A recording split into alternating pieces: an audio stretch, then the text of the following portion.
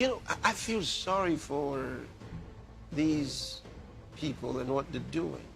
What they're trying to do is sustain themselves without God. Europe kicked God out. They used to believe. I mean, Paul preached throughout Europe. They got the message. They became the custodians of the message of Christ. And they sent the message to the rest of the world. In the process of time, they turned against the gospel. And they say to themselves, we have always been masters of the world, and we must continue to be masters.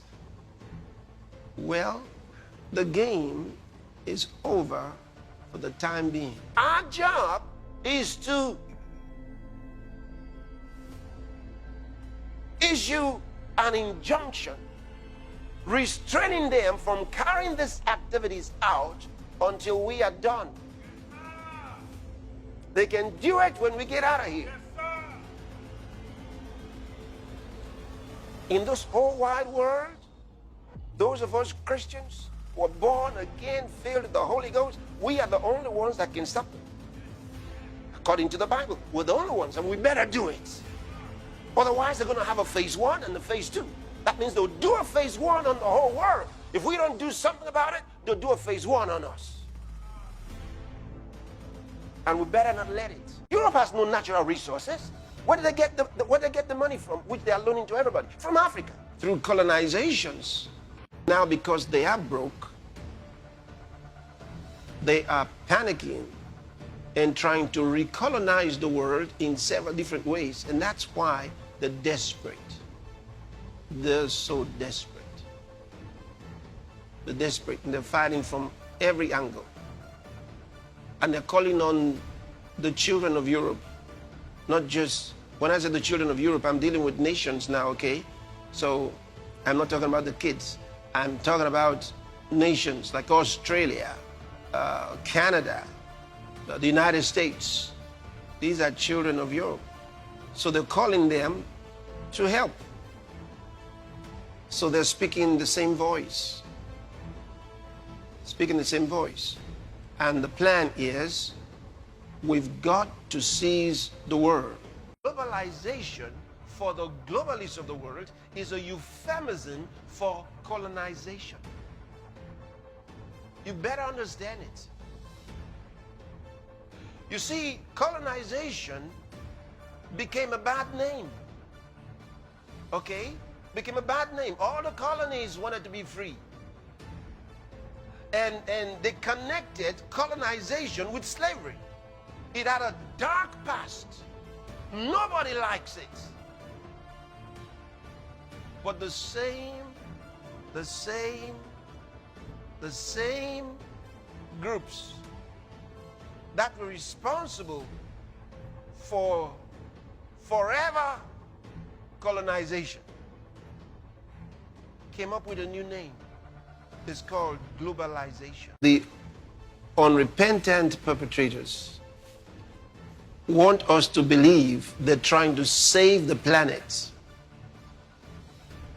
But they're not trying to save anything.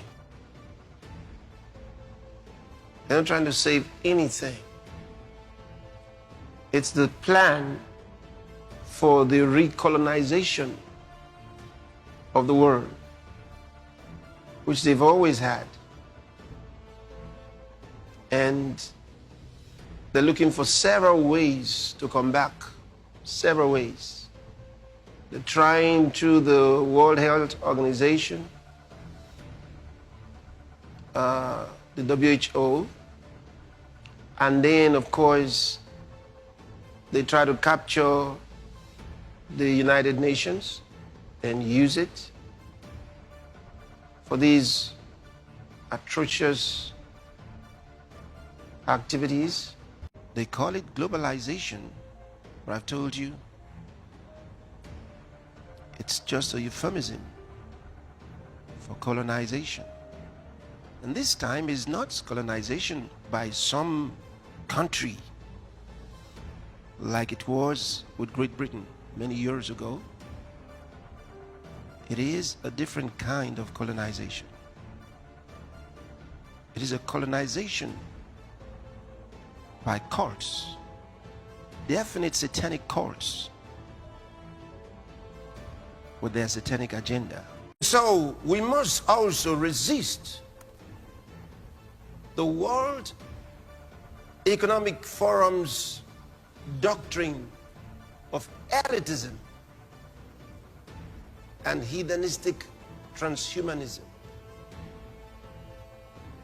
We must. We must.